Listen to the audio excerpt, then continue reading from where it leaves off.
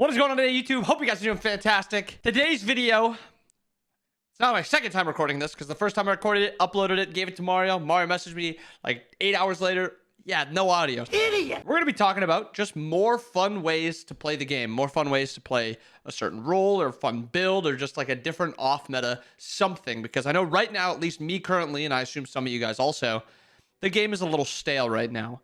And this is the time that the game does usually become a little bit more stale because Worlds is right around the corner.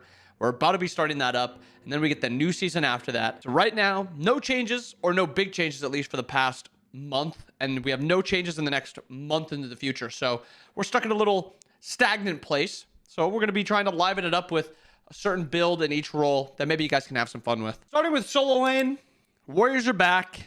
But Warriors are boring, right, guys? It's false. So let's do a Guardian build in solo lane. I did it with Charon because he's a little bit safer, so you can farm a little bit easier. And then late game, I just think he's a fun character to play. But you can probably do this with most solo lane Guardians. The build is Conduit, Breastplate, Tablet of Destinies, Pesty, Soul Reaver, Spirit's Robe. The reason for each of these, Conduit into Breastplate of Valor, just gives you a lot of cooldown, spamability, survivability against their physical gods.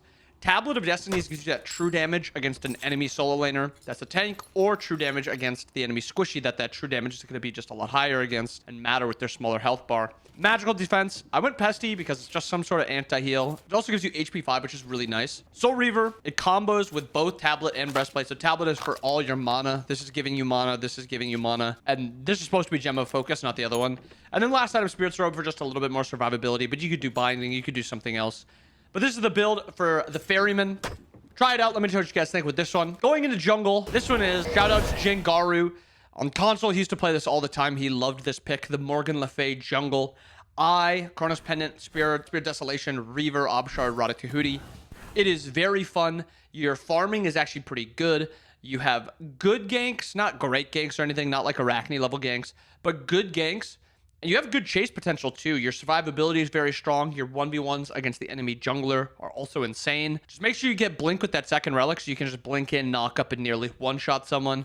But this build is fun. It's a lot of fun to play. This is a really underrated jungle mage to play. The next one for the mid laners is a Hunter, the slayer of any enemies, the king of the jungle, on her. The reason that I go for this style build with the on her in mid lane is you're already going to have a lot of pressure and a lot of 1v1 pressure anyway, despite what your starter is, as long as it has power.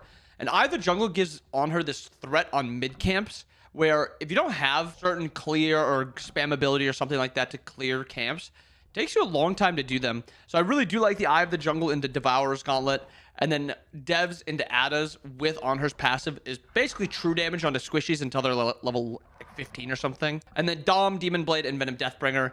A lot of damage onto tanks, a lot of damage onto squishies, good 1v1 potential. The one issue that I think you could run into with this build is enemies will be building Spectral, most games anyway, but as long as either you or your ADC are building kin size, it shouldn't matter too much.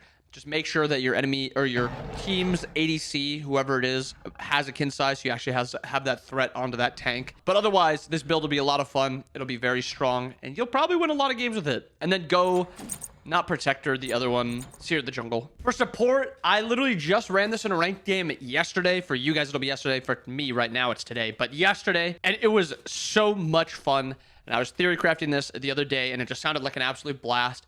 And it was really effective. I felt a little squishy with these first 3 items, but I also bought Phalanx on accident and then sold it because I didn't want to have Phalanx. I wanted the cooldown from Breastplate of Valor, so I just put myself behind like 800 gold.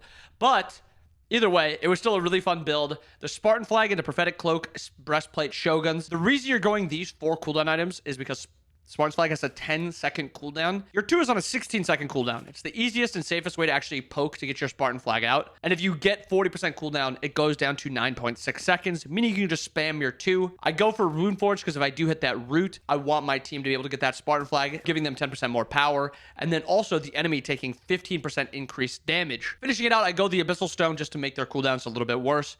And then the big kicker with this build is Spartan Flag and Bracer of Brilliance, giving your mid laner like 20% extra power. It's not exactly 20, it's 10% and then 10%, but it's still very cool that when I say cool, it's not like, holy cow, that's cool. It's like interesting that you can give your mid laner an extra like 200 power with just the Spartan Flag and that Bracer of Brilliance. So try that out.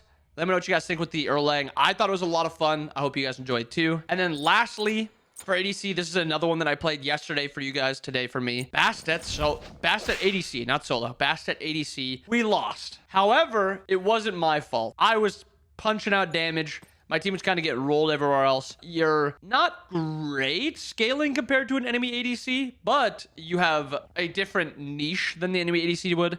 They have more consistent damage, more threat on the frontliners. You have very good threat on the backliners and very good threat onto the frontliners. If you get ahead, you will solo any ADC off cooldown. If you fall behind, you can farm up safely and still get to that late game. But it was a lot of fun to play it. I go the double lifesteal, so I don't have to go a tank item usually, so I can actually just have a ton of sustain. But if I get to a point in the game where backliners are just one-shotting me, I'll sell something, usually the Heartseeker, for a Mantle or a Spectral Magi, something just for a little bit more survivability. But this is what I've been running, and this is a lot of fun. But yeah, there's a few options for you guys to try them out. Let me know what you guys think about the builds. Also, if you guys have any builds that you've been rocking yourself and you think that they're very fun or something off meta that you've been really enjoying, drop it down below also. I hope you guys enjoy the video. I hope you guys have a wonderful rest of your day. I'll see you guys again next time. Peace.